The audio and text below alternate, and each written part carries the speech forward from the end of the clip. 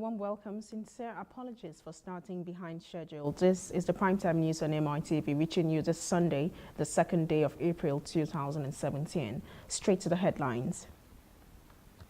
The Central Bank of Nigeria vows to sustain forex intervention. Nupeng says no going back on tanker drivers' strike. Death toll from meningitis disease in Sokoto State rises to 41. On the international scene, 20 people murdered in Pakistani shrine. The headline on sports says, any respite for Arsenal Wenger after Arsenal?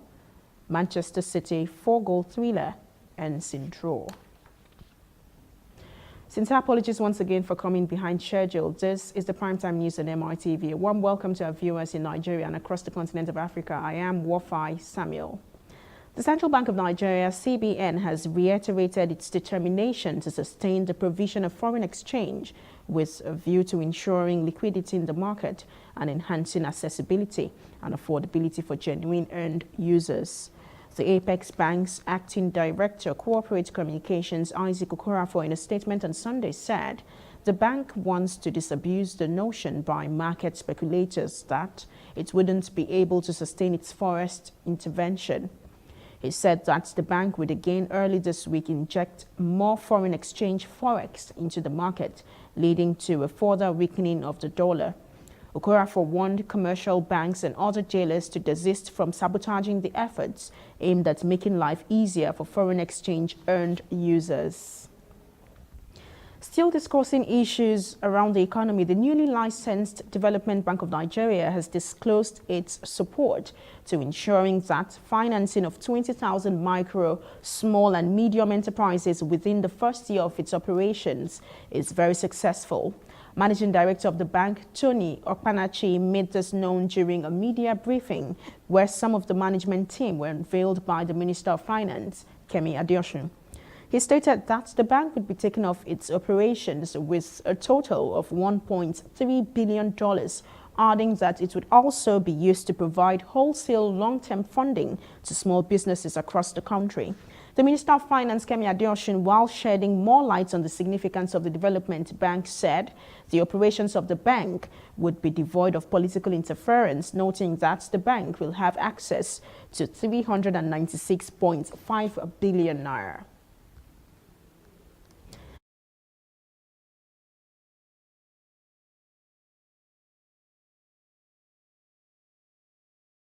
Now, why is Development Bank of Nigeria so important?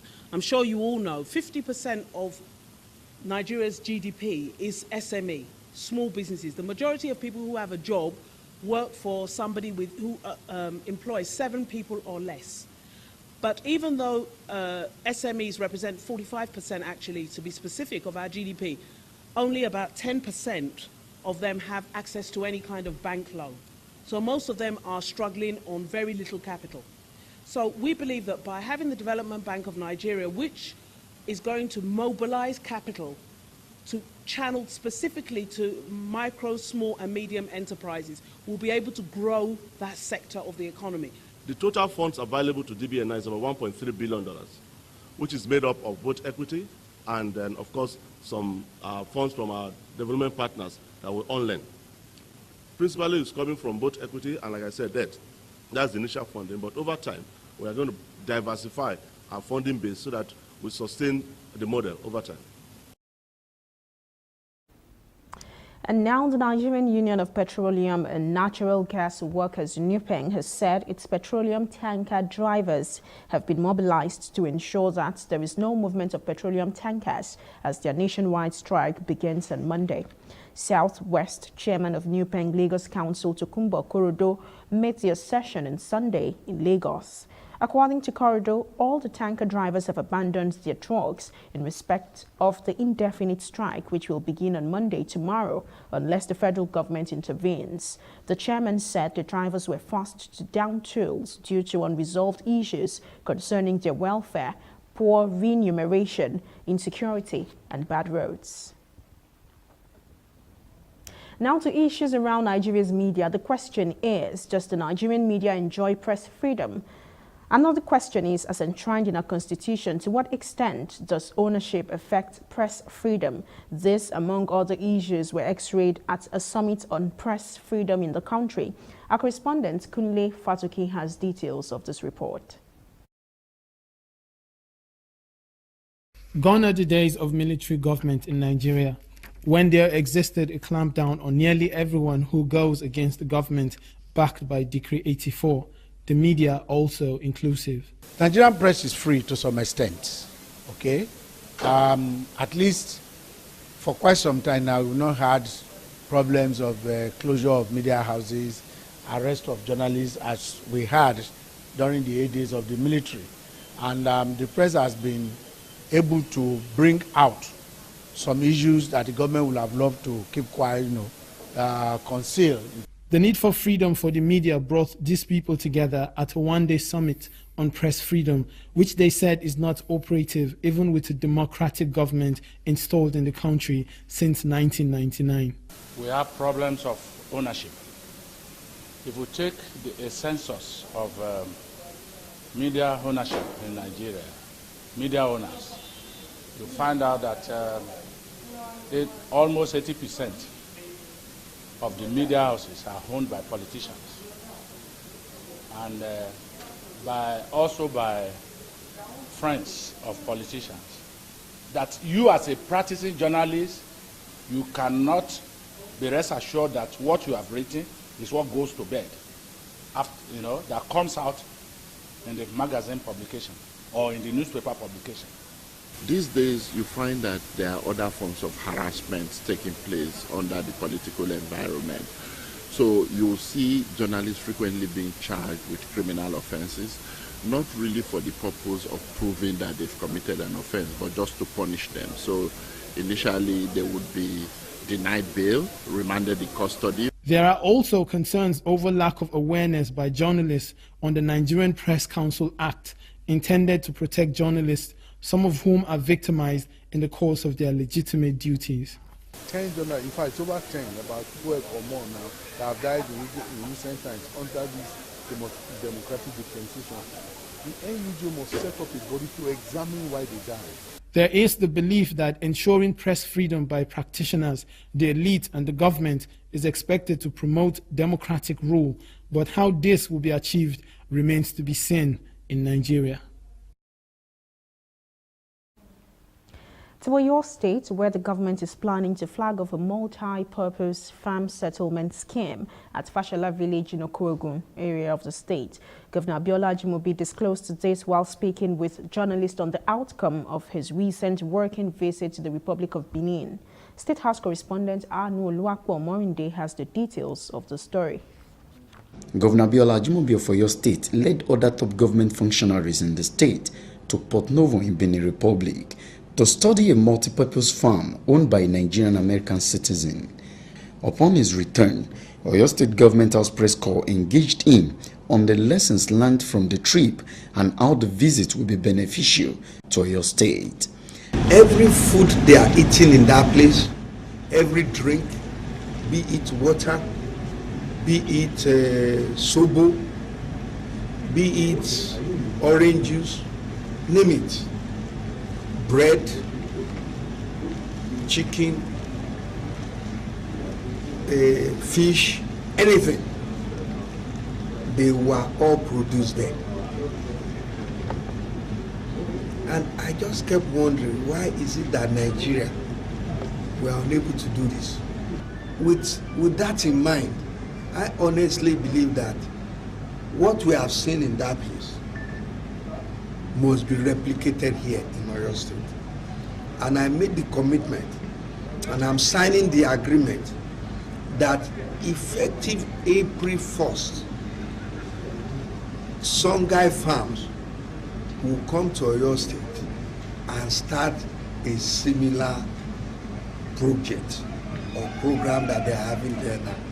The governor, who said he wishes to leave enduring legacies behind as the governor of Oyo State, also disclosed what his administration will focus on before the expiration of his tenure. We are not just building roads, we are doing network road system. The next stage now is that we'll start with the inner cities. We are going to start Bere all the way to Old Baggy and Dubai. We are going to do that one. We are going to do Molite to Agodi. Those ones have been dualized, but we are now going to add architecture to it. We are going to add accessories to it. Some even ask me, oh, you have only 2 years left, 2.5 years, why are you doing it? Why do you worry? No, it's not about election. It's about what is the value addition that I'm bringing in. What do I want to be remembered for? He solicited the support of all citizens and residents of Oyo State to make his dreams come to reality. In Ibadan, Anuluapo Morindi, MITV News. And now the need for housing, for government, I beg your pardon, at all levels in Nigeria to make housing a critical sector to be addressed has again come to the fore.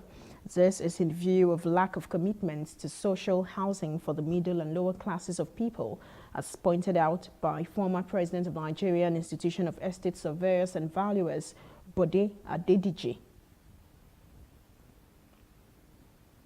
The crisis in housing sector today and real estate sector today is capable to spill over to other key sectors of the society. For example, health.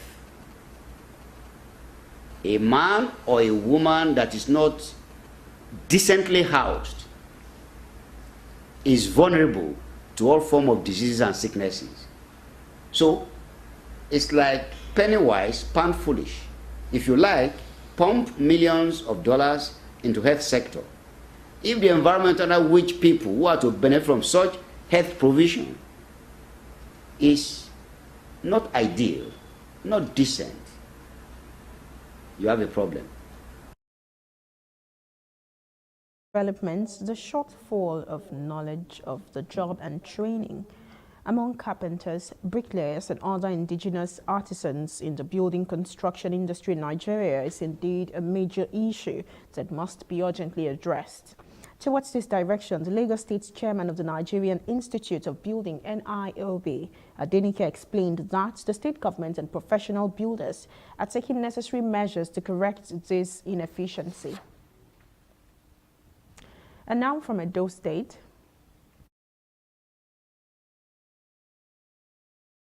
No contractor or no professional would like to play or joke with his job. And for that reason, some of the contractors or the professionals would prefer foreign artisans because they keep to time, they keep to the job, and they do their job very well. But we still have some of our own artisans here too that are very, very good. We cannot take that one away from them. They are good in the sense that if they are given the job, they will do it very well. In terms of perfection, they are very good. But the only thing is that how many of them?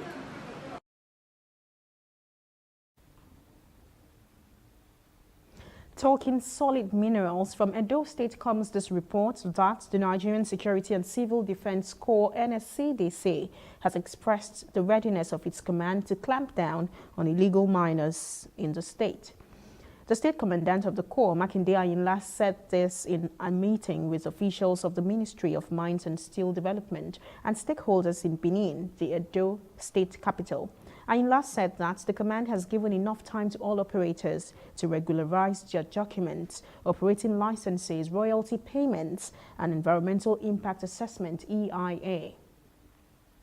One of the miners also said that they're happy with the development put in place to control the illegality in the country.